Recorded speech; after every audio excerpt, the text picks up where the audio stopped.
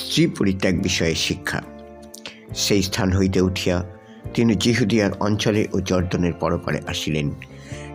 তাহার নিকটে আবার লোক সমাগত হইতে লাগিল এবং তিনি নিজ রীতি অনুসারে আবার তাহাদিগকে উপদেশ দিলেন। তখন ফরিসারের নিকটে আসিয়া পরীক্ষাভাবে তাহাকে জিজ্ঞাসা করিল, স্ত্রী পরিত্যাগ করা কি পুরুষের পক্ষে বিধেয়? তিনি উত্তর করিয়া তাহাদিগকে কহিলেন, মসী তোমাদিগকে কি আজ্ঞা দিয়াছেন? তাহারা কহিল, ত্যাগপত্র লিখিয়া আপন স্ত্রীকে পরিত্যাগ করিবার অনুমতি মসী দিয়াছেন। যীশু তাহাদিগকে কহিলেন, তোমাদের অন্তঃকরণ কঠিন বলিয়া তিনি এই বিধি লিখিয়াছেন, কিন্তু সৃষ্টির আদি হইতে ঈশ্বর পুরুষ ও স্ত্রী করিয়া তাহাদিগকে নির্মাণ করিয়াছেন।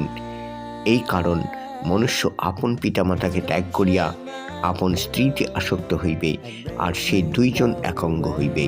সুতরাং তাহারা আর দুই নয়, কিন্তু একাঙ্গ। অতএব ঈশ্বর যাহার যোগ করিয়া দিয়েছেন, মনুষ্য তাহার বিয়োগ না করুক।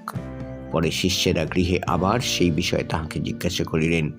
তিনি তাহাদিগকে কহিলেন, যে কেহ আপন স্ত্রীতে পরিত্যাগ করিয়া অন্যকে বিবাহ করে, সে তাহার বিরুদ্ধে ব্যভিচার করে।